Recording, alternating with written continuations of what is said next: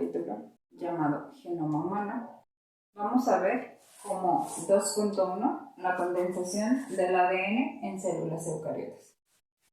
Pero antes de ver a profundidad este tema, quisiera recordar en los videos anteriores que vimos la estructura del ADN. Si recuerdan, observamos cómo se formaba esta estructura y la describieron los científicos Watson y Crick. Además, vimos algunas estructuras no habituales como la forma A y la forma Z. Además de eso, el ADN está formado o identificado por una estructura primaria y una estructura secundaria.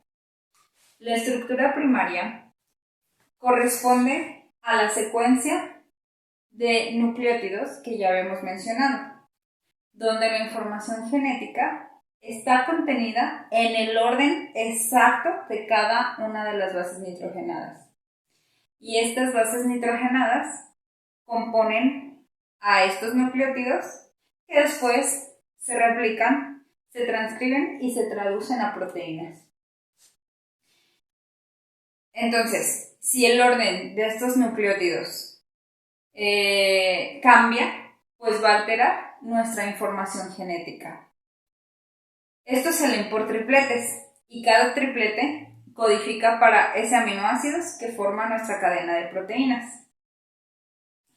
Si las cadenas están formadas por un cambio de aminoácido, pues ya no va a codificar para los genes tal cual como se esperaba.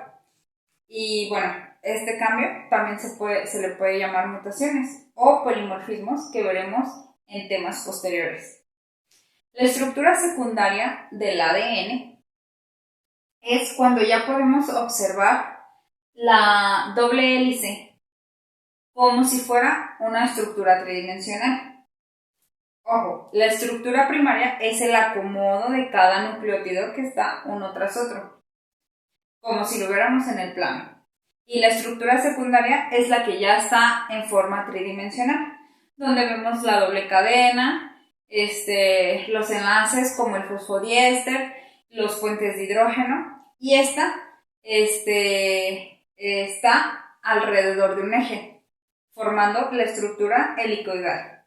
También hay que recordar que tiene una cadena hidrofílica, que es la que está al exterior de la molécula, mientras que las bases nitrogenadas son hidrófobas y se orientan al interior de la molécula.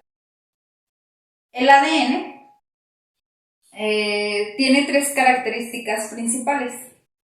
Es antiparalela, es complementaria y forma un giro helicoidal, ya sea dextrógiro o levógiro, que ya habíamos visto. Y bueno, de manera resumida, recordamos, antiparalela es porque uno empieza del extremo 5' al 3' y la otra cadena empieza del 3' al 5'. Es complementaria porque, como ya dijimos, una cadena de bases nitrogenadas de nucleótidos se une a la otra cadena de nucleótidos y que se unen por puentes de hidrógeno y forman esta doble cadena. Hay que recordar también estas bases nitrogenadas que son las que se unen, que es una adenina con una timina y una guanina con una citosina. Y finalmente, que forma ese giro helicoidal sobre el mismo eje. Y bueno, este giro es también responsable de que el ADN tenga esa estabilidad mediante los enlaces glucosídico, fosfodiéster y los puentes de hidrógeno. Bueno, y eso es lo que quería recordar de lo que ya vimos. También quiero mencionar que el ADN se encuentra en otra forma. Esa otra forma es la circular. El ADN está en forma de círculo. Y bueno, también es de doble cadena, que es complementario.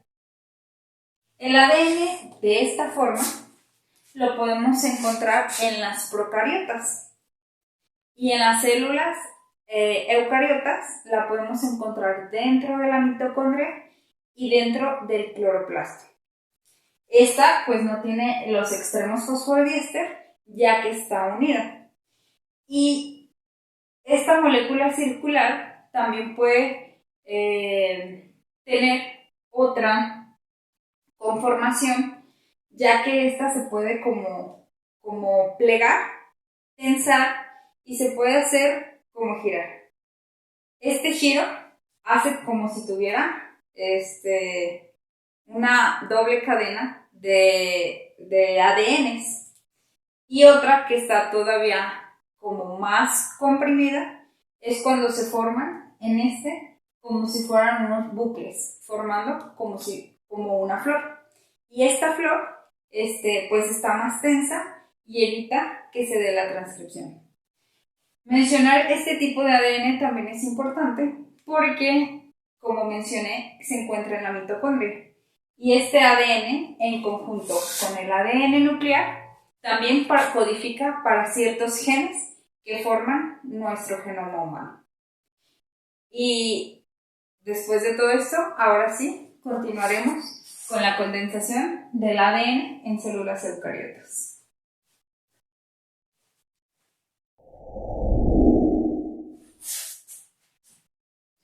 Con la ayuda de este dibujo, ahora vamos a ver la condensación de ADN en células eucariotas. Aquí podemos ver a la doble hélice de ADN. Y estas se enrollan a estas proteínas llamadas histonas.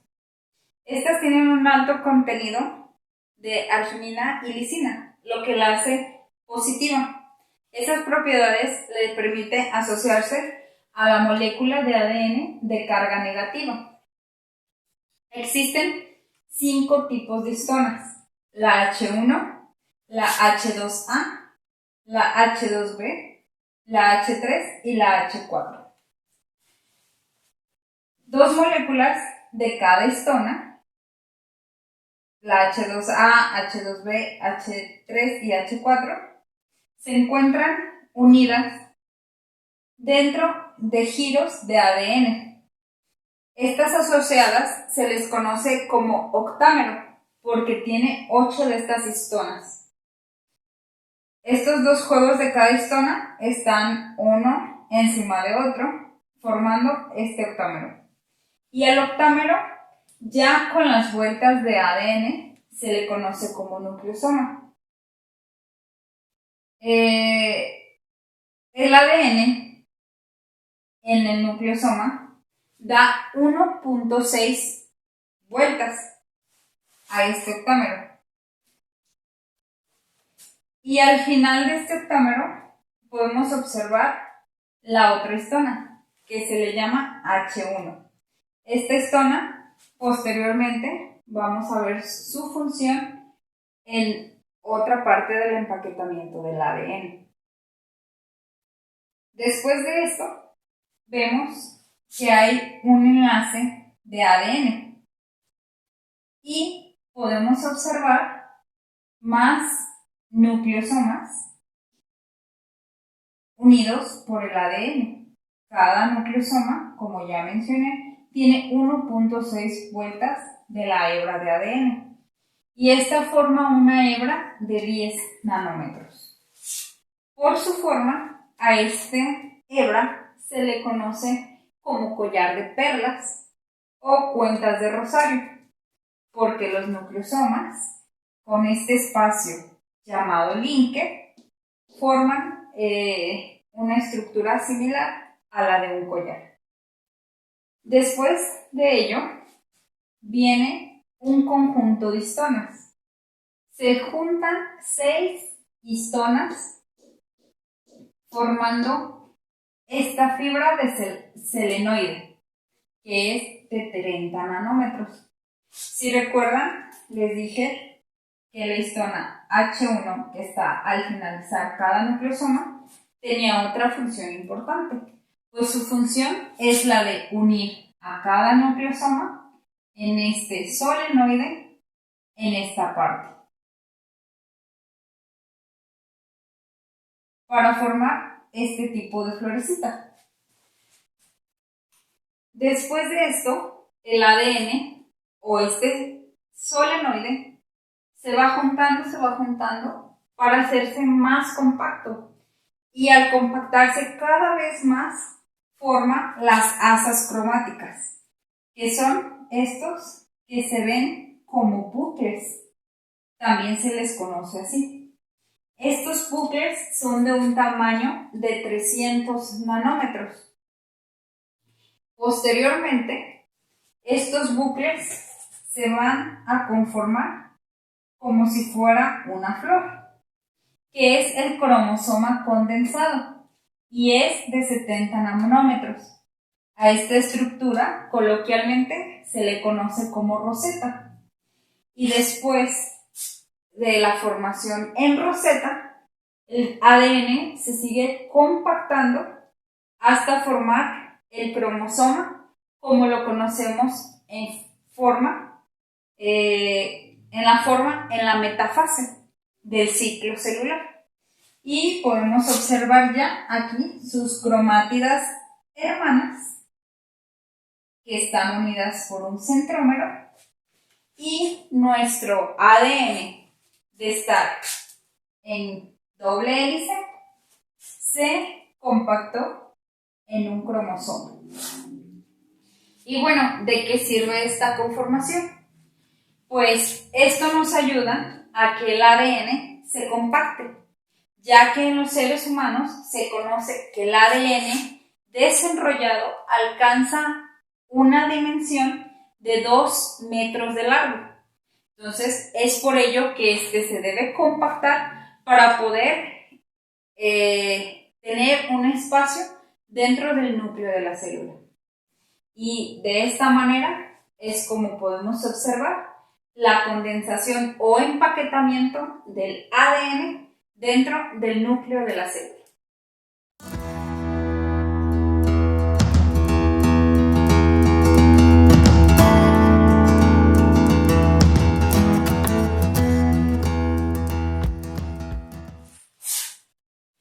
El siguiente tema es código genético, gen y genoma.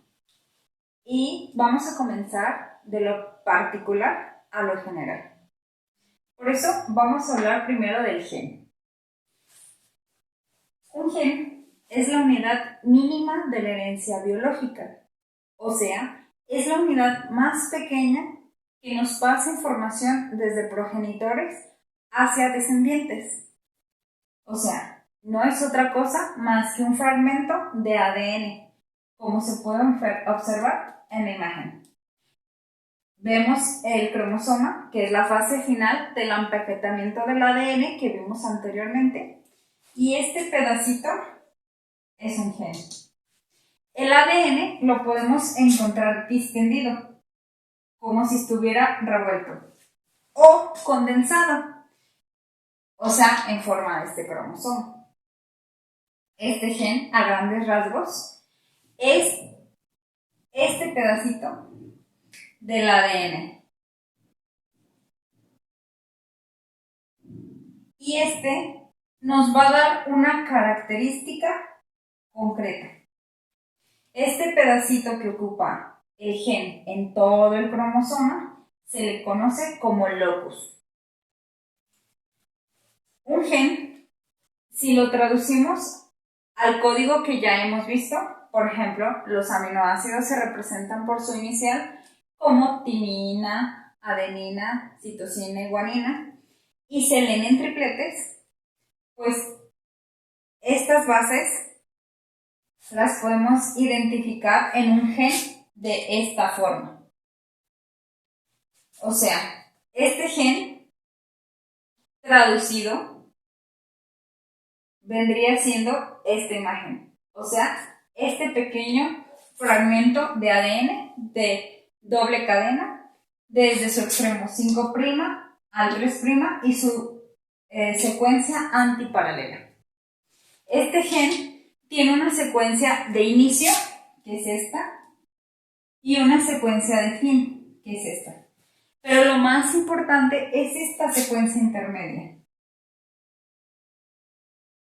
Por ejemplo, El que marca la diferencia de mi color de pelo y que este sea distinto a mi color de ojos es la secuencia de inicio y de fin.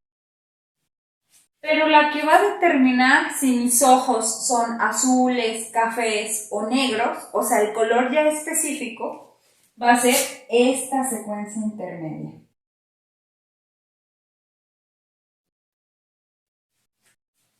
Y bueno, ya mencionamos que se leen en tripletes, o sea, de 3 en 3. Y cada triplete codifica para un aminoácido.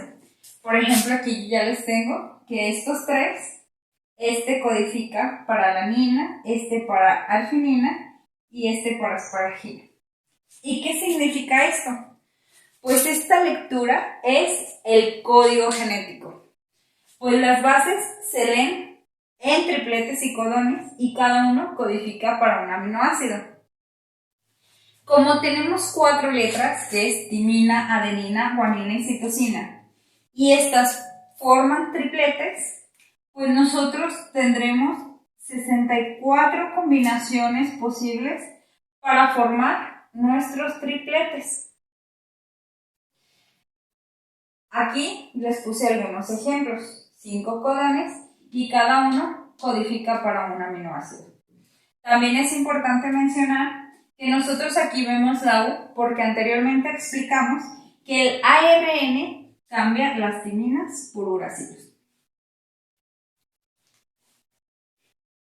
Estos codones también pueden leer el inicio y el fin, como les mencionaba en esta parte. En esta secuencia solamente existen 20 aminoácidos para formar nuestros tripletes. Eso quiere decir que si tenemos 64 combinaciones, puede haber diferentes secuencias que codifiquen para el mismo aminoácido. Y bueno, es así como el genoma humano o genoma es el conjunto de este material genético. O sea, el conjunto de la lectura de estos genes que existe en un organismo en particular. El genoma contiene todos los datos y las características físicas, algunas enfermedades que podemos tener o desarrollar, nuestras respuestas hacia los fármacos o, como lo dije al inicio, nuestros datos de ancestros, ya que éstas se pasan de una generación a otra. Y de manera general, la conformación de genes leídas a través de un código genético forma nuestro genoma.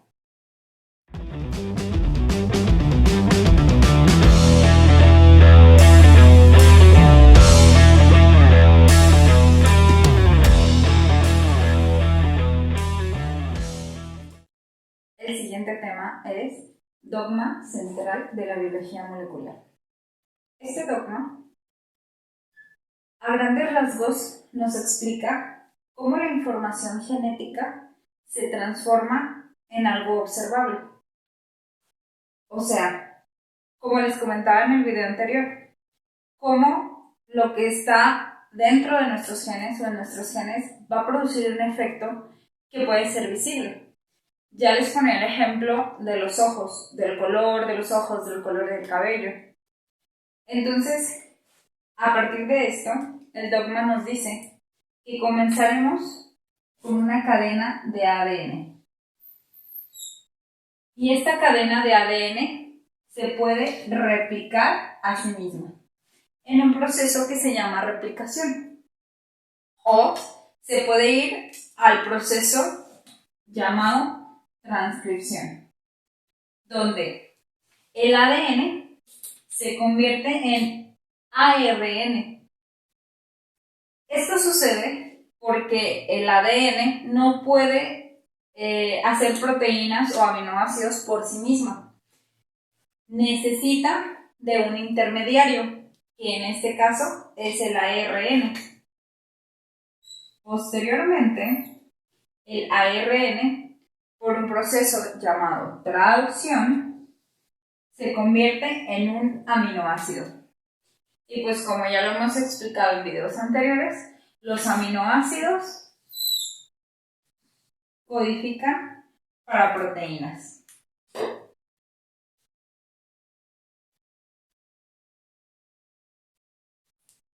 En general, este es el dogma central de la biología molecular, que se ha conocido desde hace mucho tiempo.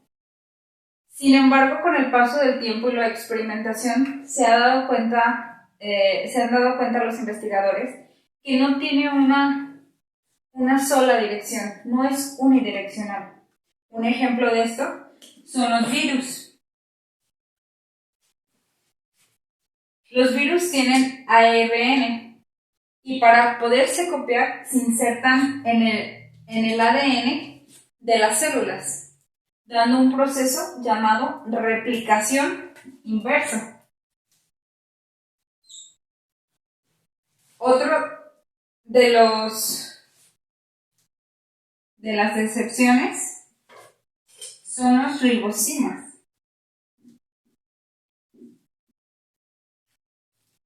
Los ribosimas tienen su propia cadena de ARN.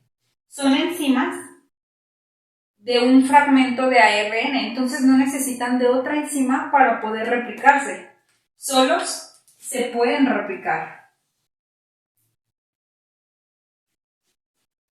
Y otra de las excepciones del dogma son los priones, que son parásitos de aminoácidos de cortas secuencias que pueden afectar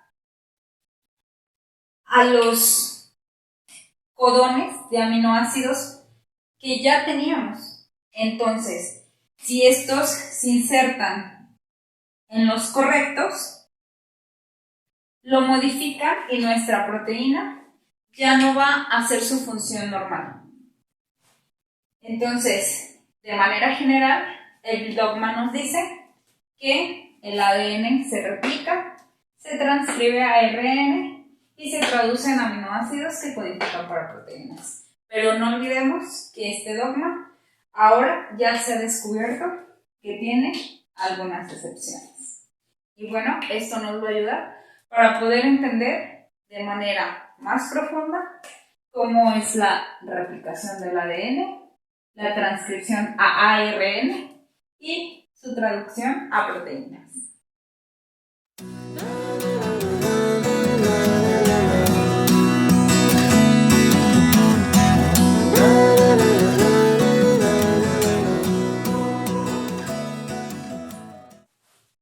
El cuarto tema es replicación, transcripción y traducción. Y bueno, vamos a comenzar con la replicación. Para comprender mejor la replicación, como la mayoría de los procesos celulares, este se ha dividido en 3 fases: inicio, elongación y terminación. En el inicio, las zonas en el ADN donde se produce la burbuja de replicación no es aleatorio. Se sabe que existen secuencias de aproximadamente 300 pares de bases que indican los lugares precisos donde va a comenzar este proceso. Estos sitios son ricos en adenina y timina y son reconocidos por una serie de proteínas. A estas en conjunto se les llaman proteínas de reconocimiento del inicio de origen. Cada burbuja posee 2 horquillas, que es esta y esta, una de las cuales se desplaza hacia la derecha y la otra hacia la izquierda. Este proceso necesita, en primera instancia, que las 2 cadenas del ADN se separen. Para separarse, se ayuda de una enzima que se llama helicasa. Esta helicasa se une a la cadena de ADN e hidroliza los puentes de hidrógeno para que estos se rompan. La apertura de la doble hélice hace que las cadenas simples adquieran inestabilidad, que se compensa por la unión de las proteínas estabilizadoras RPA. El ADN polimerasa, que es este, no puede sintetizar a partir de estos libres, por lo tanto necesita que otra enzima llamada primasa sintetice un cebador o un iniciador, A partir de el ADN polimerasa va a incorporar los nucleótidos de forma complementaria a las bases de la cadena patrón, que es la de arriba. Después de esto viene la elongación. Este es un proceso en el cual el ADN polimerasa añade nucleótidos uno por uno complementarios a la cadena molde, lo que acabamos de decir aquí. A medida que avanza sobre la horquilla, aumenta la tensión por delante de la cadena. Ya ven que está enrollada. Para evitar esa tensión, evite que este avance, las topoisomerasas 1 y 2 cortan los enlaces fosfodiéster de la doble hélice y volverán a unirla, lo que permite que se desenrolle una vuelta. Se actúa la topoisomerasa 1 y 2 si la hace la 2. La síntesis es diferente en cada una de las hebras.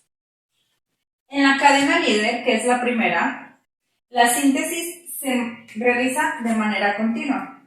O sea, esta va rellenando cada uno de estos espacios para hacer la segunda hebra. Pero, por el contrario, en la cadena retrasada, que es esta, la síntesis se realiza de forma discontinua. Una de las consecuencias de esta es que para la síntesis de cada fragmento de Okazaki se requiere otro cebador. Estos fragmentos se llaman de Okazaki y, como dije, necesitan de un cebador o un iniciador que estará intercalado en estos fragmentos. Pero en la cadena continua pues solamente se necesita un cebador. Finalmente, en la terminación se produce el final de esta replicación y el ADN polimerasa llega al extremo de este fragmento de ADN. Se produce el desacoplamiento de todo lo que se unió y la finalización de esta replicación. Uno de los procesos cruciales es completar la síntesis de esta cadena y unir los fragmentos de Okazaki, que como mencioné es discontinuo. Este proceso se le denomina maduración y requiere la eliminación de los cebadores para llenar el espacio que quedó cuando se eliminan estos cebadores y la unión de los extremos resultantes para formar la cadena continua. Se necesitan un sistema que se llama endonucleasas, que son las encargadas de eliminar estos cebadores para que la ADN polimerasa elongue el extremo 3' y rellena el lugar que antes ocupaba este cebador cuando estaba de este lado. Por último, otra ADN llamada ligasa 1, que es esta, va a pasar sellando esto, uniendo el extremo 5' con el 3' y formando nuestras nuevas dos cadenas a partir de las cadenas moldes. Y bueno, esta es la replicación de nuestro ADN. Y continuamos con la transcripción.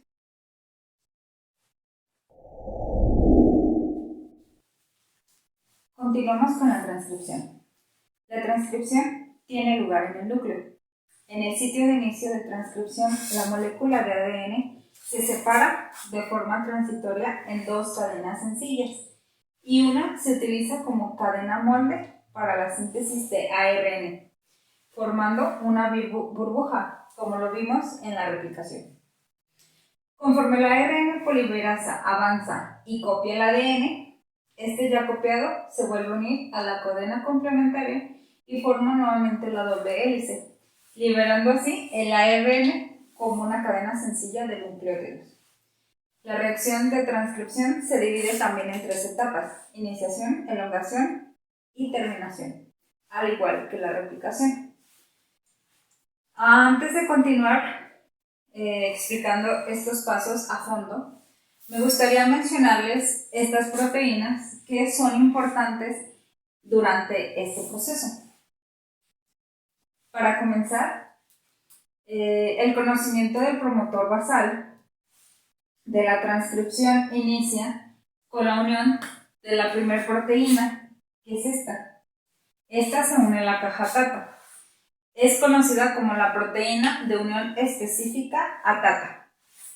La TBP, que es esta, tiene la capacidad inusual de unirse al ADN por el surco menor por donde se dobla. Y este provoca una deformación en la estructura del ADN sin separar estas cadenas.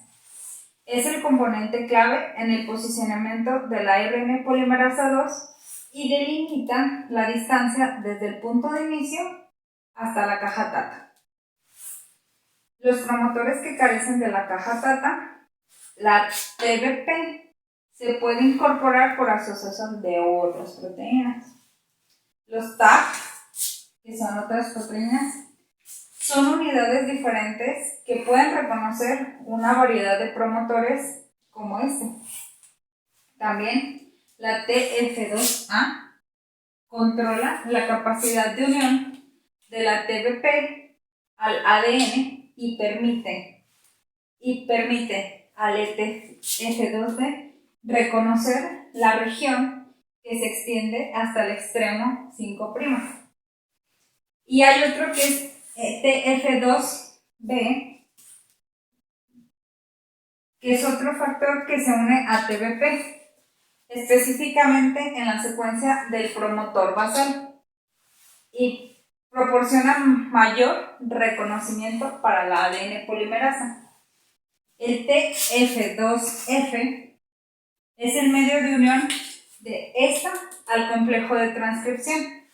Y finalmente, la proteína TF2H tiene actividad helicasa, como ya lo habíamos visto, y contacta con esta y permite su anclaje para poder abrir la burbuja.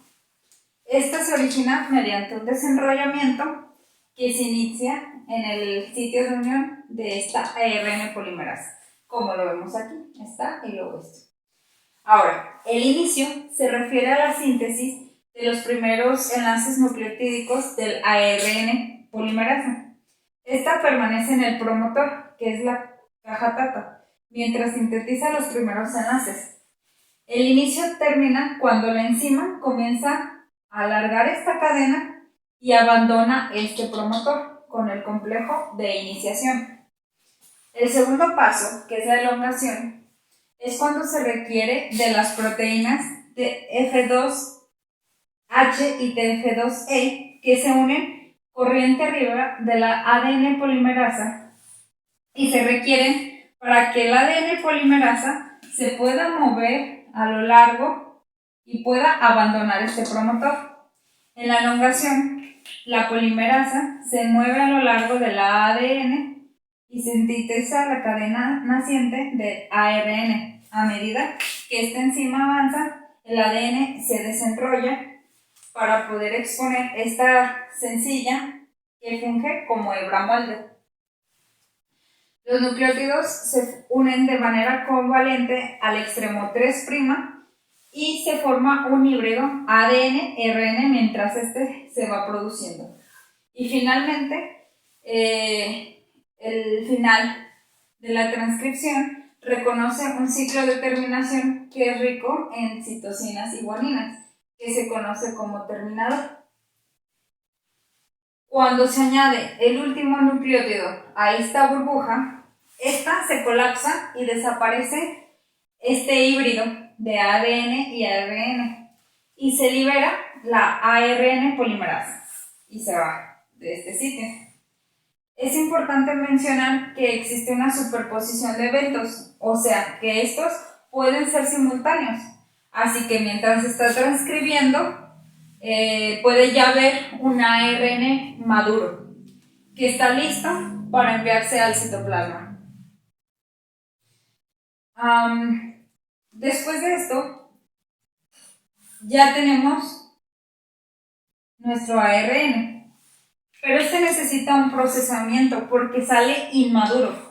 y se le llama transcrito primario. Este tiene que procesarse de diversas formas para estar maduro antes de exportarse al núcleo y participar en la traducción. El proceso de maduración incluye la adición de un capuchón de guanina modificada en este extremo y la adenilización del extremo 3' aquí y el proceso de corte y empalme. Y bueno, vamos a ver qué es esto. Este extremo se modifica cuando el ARN apenas es un polímero de 20 a 40 nucleótidos por la adición de una 7-metilguanosina en 3 pasos enzimáticos. Elimina un grupo fosfato, adiciona un nucleótido de guanina y por último lo metila, y a este se le llama caperuza. Es como si fuera un casco o capuchón que protege este extremo de nuestro ARN mensajero. Y por otro lado, en el extremo 3', añade una cola que se le llama cola poli A, porque tiene varias adeninas y va del extremo 3'. Esta cola sirve para proteger este extremo del ARN mensajero. Ambos permiten que este esté protegido, como ya lo dije, mientras este se transporta.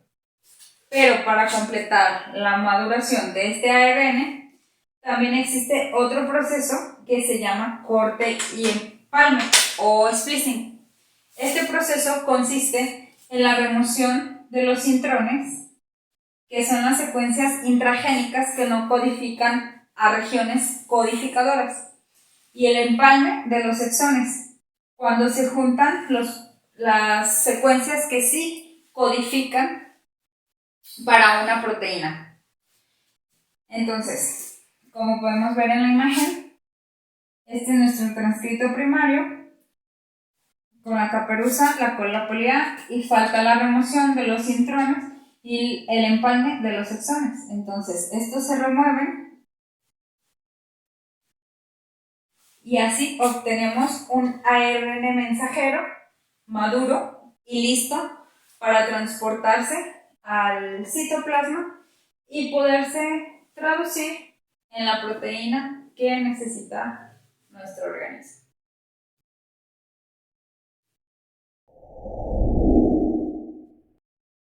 Y para finalizar, vamos a ver la traducción. En la traducción, la hebra de ARN mensajero abandona el núcleo y este se va hacia el citoplasma, como se puede ver en la imagen. Ya en el citoplasma se acopla a un ribosoma. El ribosoma tiene una subunidad mayor, una subunidad menor, y la mayor, a su vez, se divide en un sitio aminoácido y un sitio peptidil. Por el sitio aminoácido van a ingresar los aminoácidos y por el peptidil se une la cadena peptídica. En la unidad mayor también se encuentran los ARN de transferencia, que traen consigo los aminoácidos específicos. La unión del ARN de transferencia y el mensajero se une mediante la interacción de dos sitios que se denominan codón y anticodón. Recordemos que el ARN mensajero tiene o está formado por nucleótidos y cada 3 forman un codón, o sea, este codón se va a unir a una región específica del de transferencia, el cual es complementario, y ese fragmento es el que se le llama anticodón. En el sitio de unión del ADN de transferencia se va a unir aquel aminoácido que su codón sea complementario al anticodón, que se ubica en el ARN de transferencia. Este proceso se divide también en inicio, elongación y terminación. Pero hay un preinicio, que es la activación de estos aminoácidos. Esto sucede cuando un aminoácido se une al RNA de transferencia, que es una acción que la realiza una enzima que se llama aminoácido ARNT sintetasa, que hará un complejo entre estos dos. Y así se inicia con la cadena polipeptídica. La principal lectura comienza con AUG, que codifica para una metionina. Esto quiere decir que todas las proteínas del organismo siempre van a comenzar con metioninas. Cuando este codón del ARN mensajero se une a este ribosoma, determina que se una este ARN de transferencia específico. O sea, por cada codón se va a unir un ARN de transferencia específico que trae un aminoácido específico. Posteriormente, en la elongación, se van a relacionar los codones con su anticodón complementario y después sucede la unión de estos aminoácidos que se generan. Y la unión se hace de la siguiente manera. Aquí podemos observar la metionina y la alanina, que son los dos aminoácidos de los primeros dos codones. Si observamos, el nitrógeno de la alanina tiene dos electrones libres, los cuales van a atacar al carbono de la metionina. Inmediatamente el carbono va a liberar uno de los enlaces del oxígeno. Pero el oxígeno ahora va a quedar con una carga negativa. Y el nitrógeno va a quedar con una carga positiva por el enlace de más, como lo vemos de este lado, en el estado de transición de esta unión. Observamos que el oxígeno está negativo y el nitrógeno positivo. Y para que regresen a su estado neutral, el carbono va a liberar este OH y el nitrógeno va a liberar este hidrógeno, formando una molécula de agua. Al liberar estos enlaces, el oxígeno nuevamente va a regresar su enlace del carbono y el nitrógeno ya va a quedar en estado neutral. Aquí, finalmente, podemos visualizar la unión de la metionina y de la alanina, formando el enlace peptídico. Y viendo que todas sus cargas ahora están neutrales, más la molécula de agua que se liberó mediante la transición.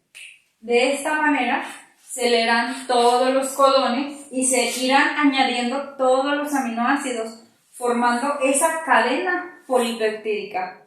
Finalmente, en la terminación, esa cadena peptídica se libera del ribosoma y se va a liberar también el ARN de transferencia del ribosoma para cumplir su función quizá en otro ribosoma. Y esa cadena peptídica que se liberó se va a ir a cualquier parte del organismo para cumplir su función determinada.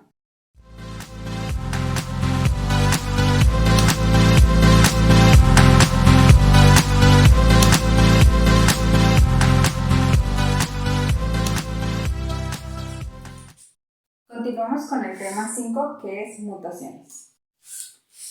Todos los organismos estamos sujetos a sufrir cambios en el ADN debido al metabolismo propio o por efecto del medio ambiente, lo que hace que presentemos variabilidad genética dentro de nuestra misma especie.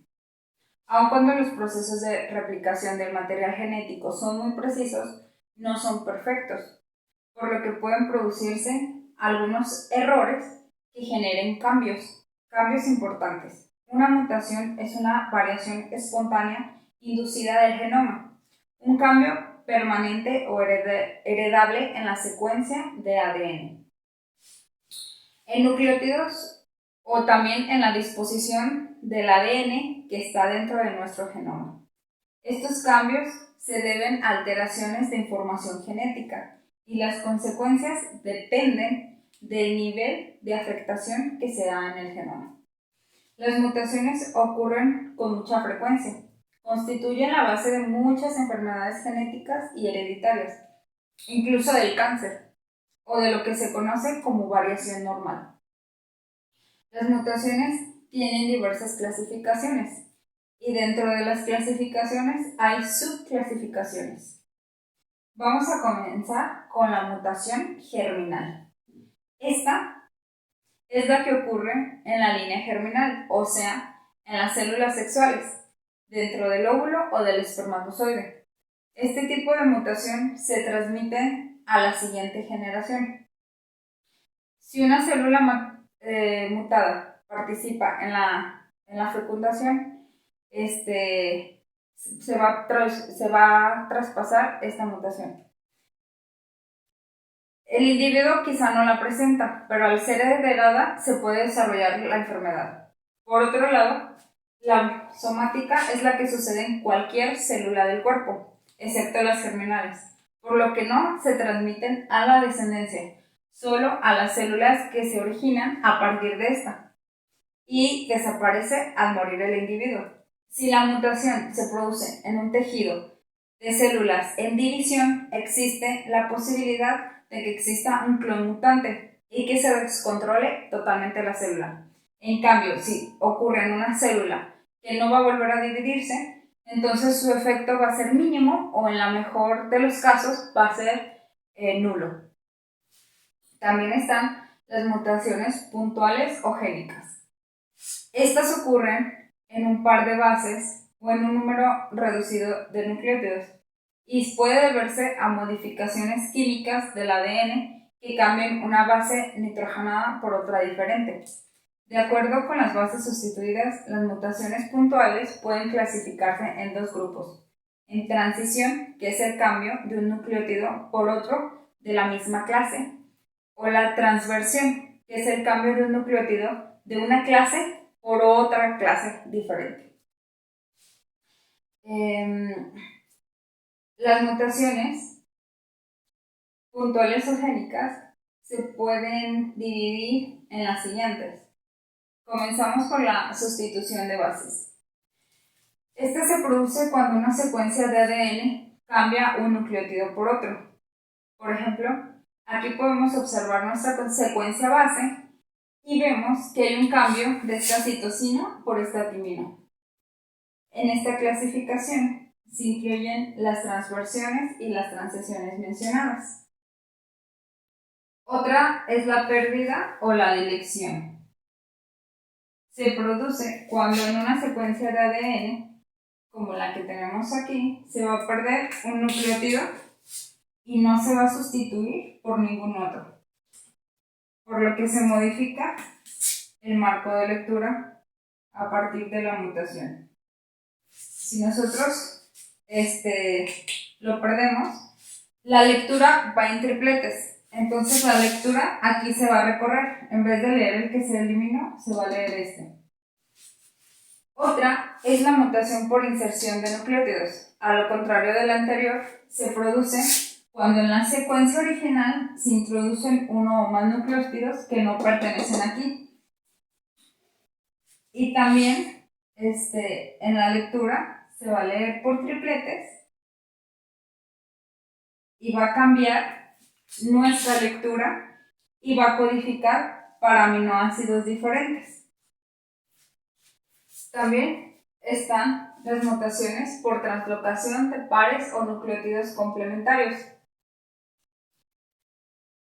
En estas se clasifican de la siguiente manera. La primera es la mutación neutra.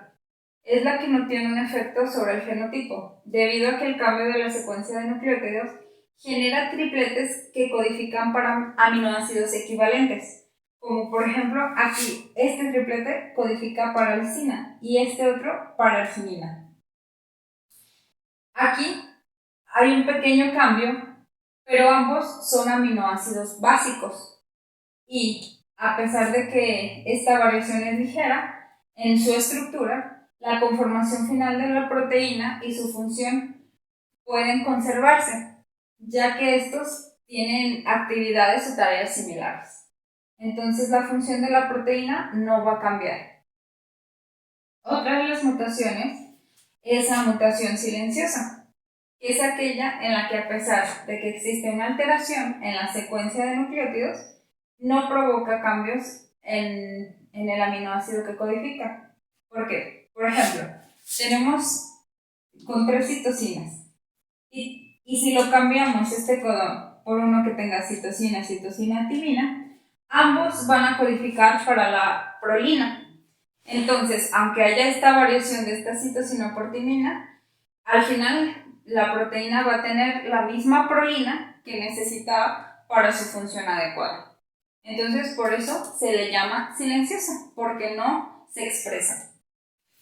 Está la mutación sin sentido, que es aquella cuando se cambia un codón que codifica para un aminoácido normal, que codifica para prolina, y se cambia por uno de fin o terminación. Si recuerdan, en los videos anteriores les decía que habían algunos que te marcaban un fin.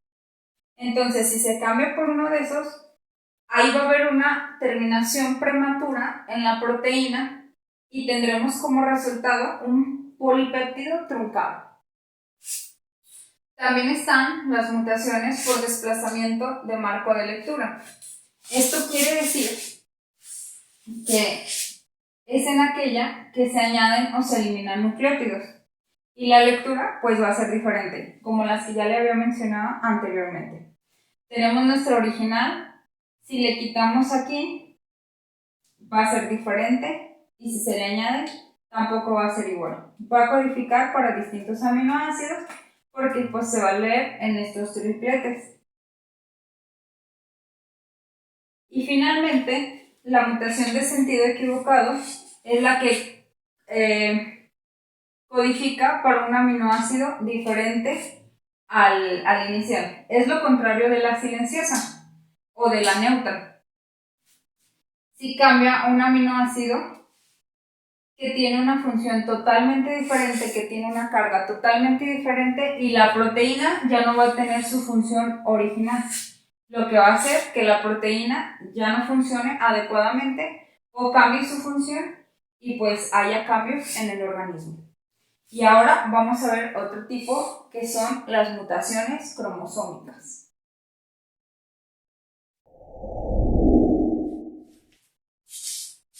Y bueno, continuando con las mutaciones cromosómicas, son aquellas que cambian el reordenamiento cromosómico en una secuencia, o la pérdida o ganancia de cromosomas completos y provoca anomalías funcionales tanto orgánicas como fenotípicas. Estas se dividen en 4: inversión, duplicación, selección y translocación. Las inversiones son aquellas que ocurren cuando un segmento del cromosoma se invierte en su orientación dentro de este. Podemos observar que el primer cromosoma tiene sus genes en orden. Tiene 9. 1, 2, 3, 4, 5, 6, 7, 8 y 9. Ellos están en orden. Pero en la inversión, este cromosoma tiene el gen 1, 2, 3, 4, 5 y hasta el 6 están en orden. Y después está 9, 8, 7. O sea, hay una inversión de los últimos 3. También está la mutación por delección o pérdida. Si nosotros nos basamos en este original o normal, que está del 1 al 9, en la delección o pérdida solamente tendrá hasta el 6. O sea, del 1 al 6. Va a perder los últimos 3 genes, como se puede observar en la imagen, y pues ya va a ser más pequeño por esa pérdida. Otra de las mutaciones es la duplicación. Nuestro original está del 1 al 6 en orden y vemos que en el cromosoma dañado está del 1 al 6 y se repite nuevamente del 4 al 6. O sea, se duplica un fragmento de genes. Por último, tenemos la mutación por translocación. Tenemos 2 cromosomas que normalmente deberían de ir del 1 al 9. Uno está en números romanos para distinguirlos, pero vemos que al final hay este cambio. O sea, del 7 al 9 se transloca a este cromosoma y del 7 al 9 se transloca a este cromosoma. O sea, hay cambios entre los dos cromosomas y a esto se le llama translocación y ya no se va a expresar de manera adecuada. Aparte de las mutaciones cromosómicas, también tenemos las mutaciones genómicas que ocurren a nivel genoma. Y bueno, esto es ya en cuestiones más amplias. Se divide en 3, que es la poliploidía, haploidía y aneuploide. En este tipo de mutaciones, la poliploidía es una mutación que produce un aumento en el número de brazos de un cromosoma en particular y se presentan como triploidías, tetraploidías, etc. Las haploidías se encuentra una disminución en el número de brazos del cromosoma, al contrario que esta. Y finalmente, las aneuploidías son donde se modifica el número de copias del cromosoma. Es decir, en lugar de haber 2 copias de un cromosoma, que es lo normal, hay 3, 4 cromosomas. Y se le llama trisomía, tetrasomía, etc. Y bueno, con esto terminamos el tema de mutaciones.